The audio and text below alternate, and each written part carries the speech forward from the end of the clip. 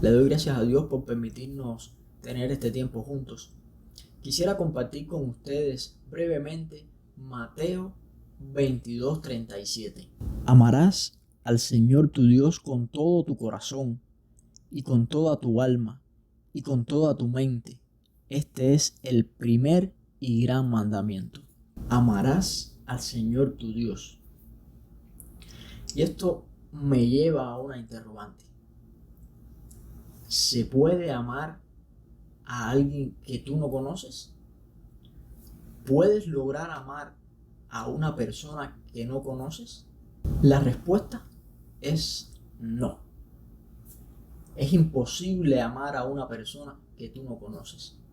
Se nos hace completamente difícil amar a Dios cuando no lo conocemos. Y creo que esto ha pasado un poco a lo largo de esta iglesia moderna en la que vivimos. Hay un grupo de personas en la congregación que ha escuchado hablar de Dios, pero no conoce a Dios. Y en esta serie que tenemos a continuación, les invito a que juntos conozcamos al Dios de la Biblia y de esta manera podamos, junto con la ayuda del Espíritu Santo, amar a ese Dios que tanto te ama. He aquí en las palmas de las manos te tengo esculpido. Como el Padre me ha amado, así también yo te he amado. Permanece en mi amor, permanece en mí y yo en ti, porque separado de mí nada puedes hacer. Empecemos entendiendo que Dios quiere que tú lo conozcas. Empecemos entendiendo que Dios quiere que nosotros lo conozcamos. Y se ha revelado a nosotros por medio de su creación. Es imposible ver la creación de Dios y no pensar en un creador. El Salmo 19, versículo 1, la palabra de Dios nos deja bien claro que los cielos muestran la gloria de Dios y el firmamento anuncia la obra de sus manos. Vemos que el mismo firmamento, el mismo cielo, muestra la gloria, la grandeza de Dios. Él mismo se revela en su creación. Cada animal, cada planta, cada ser que vive en esta tierra da testimonio de un Dios real, da testimonio de que existe un creador. Si vemos allí en Romanos, capítulo 1, versículos del 18 al 20, porque la ira de Dios se revela desde el cielo contra toda impiedad e injusticia de los hombres que detienen con injusticia la verdad, porque lo que de Dios se conoce les es manifiesto, pues Dios lo manifestó, porque las cosas invisibles de Él, su eterno poder y deidad, se hacen claramente visibles desde la creación del mundo, siendo entendidas por medio de las cosas hechas, de modo que no tienen excusas. Vemos que la gloria de Dios es revelada en los cielos muestran su gloria, y vemos que este Dios invisible que no podemos ver muestra a través de su creación que Él existe, por cuanto dice Pablo que no hay excusas. No hay quien pueda decir no existe Dios. Sé que hoy por hoy la ciencia niega a Dios. Hay teorías que dicen que nosotros venimos del mono.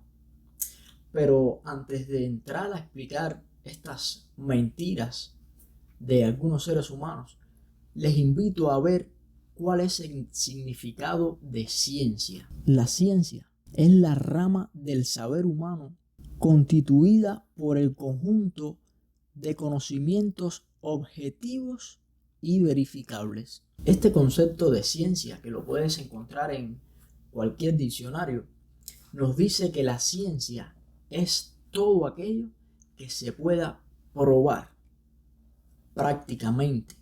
Por ejemplo, ciencia habla de la fuerza de gravedad.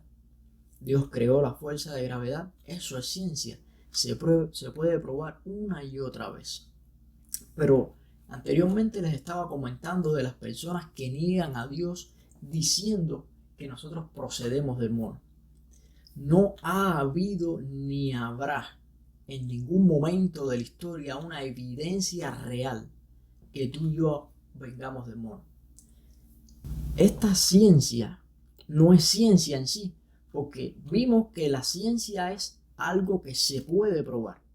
Y este grupo de personas que niega a Dios no pueden ni podrán probar que venimos del mono. Ahora, cuando se ve la teoría de Darwin, sí vemos que Darwin habla de la observación que él hizo en un grupo de pinzones. Darwin, a través de su observación, demuestra y plasma que los pinzones iban adquiriendo diferentes características. Por ejemplo, algunos tenían el pico más alargado y más fino, otros tenían el pico más recortado, pero en ningún momento estos pinzones dejan de ser pinzones y se convierten o evolucionan en una especie nueva o en una nueva ave. El pinzón de Darwin sigue siendo un pinzón. La especie que se adapta sigue siendo esa misma especie. Y tú y yo no somos monos. Somos diferentes al mono completamente. Ahora, por ejemplo, un oso. Hay muchas especies de oso. Los osos se han adaptado al medio en que viven. Por ejemplo, el oso de los polos, del polo, es blanco, tiene más grasa para soportar el frío, pero sigue siendo oso. No es una foca. Y aunque nade en las aguas heladas, sigue siendo oso. No es una ballena. Es decir, que vemos que hay una adaptación. En los seres humanos esta adaptación está visible. En dependencia de la región en el mundo en que tú vives, tendrás diferentes características. Pero sigue siendo un ser humano creado a semejanza e imagen de Dios. Y los monos no son creados a imagen y semejanza de Dios. Tú no naciste por casualidad. Detrás de ti hay un plan divino. Detrás de ti hay un propósito, porque Dios así lo dispuso. Antes de que tú nacieras, ya Dios había pensado en ti. Y así se expresa en los salmos. Tú eres alguien especial para Dios. Tú eres alguien que Dios quiere usar. Tú eres alguien en el quien Dios había pensado aún antes de tu nacimiento. En ti he sido sustentado desde el vientre. De las entrañas de mi madre, tú fuiste el que me sacó. De ti será siempre mi alabanza. Dice el Salmo 71, versículo 6. Pero tú eres el que me sacó del vientre, el que me hizo estar confiado desde que estaba a los pechos de mi madre. Sobre ti fui echado desde antes de nacer, desde el vientre de mi madre tú eres mi Dios. Porque tú formaste mis entrañas, tú me hiciste en el vientre de mi madre. Te alabaré porque formidables maravillas son tus obras. Estoy maravillado. Qué bueno, qué buena noticia saber que Dios había pensado en ti aún antes de que tú nacieras. Reconoce el salmista una y otra vez: Señor, aun cuando yo estaba en el vientre de mi madre, ya tú pensabas en mí. Señor, tú con tus manos me formaste en el vientre de mi madre. Hay un propósito en ti.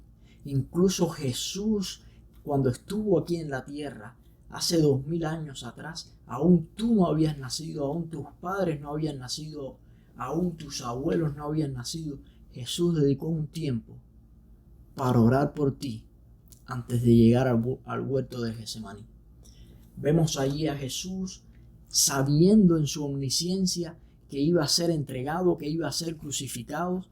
Vemos a un Jesús orando por sus discípulos, orando por las personas a las cuales él había amado y amaba.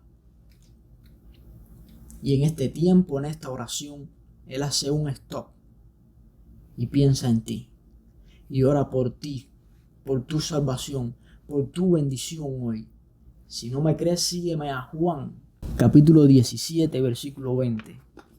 Mas no ruego solamente por estos, sino también por los que han de creer en mí por la palabra de ellos, para que todos sean uno, como tú, oh Padre, en mí y yo en ti, que también ellos sean uno en nosotros, para que el mundo crea que tú me has enviado. Mas no ruego solamente por estos, dice Jesús, mas no ruego solamente por mis discípulos, sino también por aquellos que han de conocerme por medio de la palabra de estos discípulos. ¿Sabes? Si tú estás aquí escuchando de Dios, es porque los discípulos predicaron a Jesús. Predicaron de Jesús, su crucifixión, su resurrección. Predicaron cómo Jesús se entregó por ti en la cruz del Calvario para que tú y yo tuviéramos salvación hoy. En el vientre de tu madre, ya Jesús pensaba en ti, ya Dios pensaba en ti. Ese Dios grande y poderoso que se revela en la creación, que aún los cielos demuestran su gloria. Ese Dios que es imposible ser negado, porque la misma tierra da testimonio de su creación. Esta tierra que fue puesta en el lugar perfecto, muestra de un creador, no muestra del azar.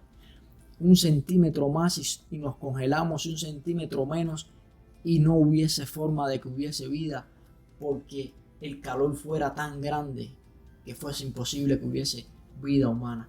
Eso es perfección, eso no es azar, eso es creación. Ese Dios poderoso, perfecto, santo, pensó en ti, como dice el salmista. En el vientre de tu madre Él te creó, y aún así, estando aquí en la tierra, a instantes de ser capturado, de ser traicionado, vemos a Jesús de Nazaret tomando un tiempo para orar por ti, tomando un tiempo para decir, Señor, y no solo por estos, sino también por aquellos que han de escuchar de mí por medio de estos. En otras palabras, Jesús decía, Padre, sé con aquel que un día ha de escuchar mi evangelio. Guíalo, cuídalo, protégelo, que yo sea uno con ellos y ellos sean uno, así como yo soy uno contigo, dice el Señor. Es hermoso y saber, conocer que Dios quiere acercarse a ti, que Dios es real, que Dios te ama. No desperdicies la oportunidad de cambiar tu destino. Cambia el rumbo de tu vida. Pon tu vida sobre el fundamento, esa piedra probada, angular, preciosa, de simiente estable.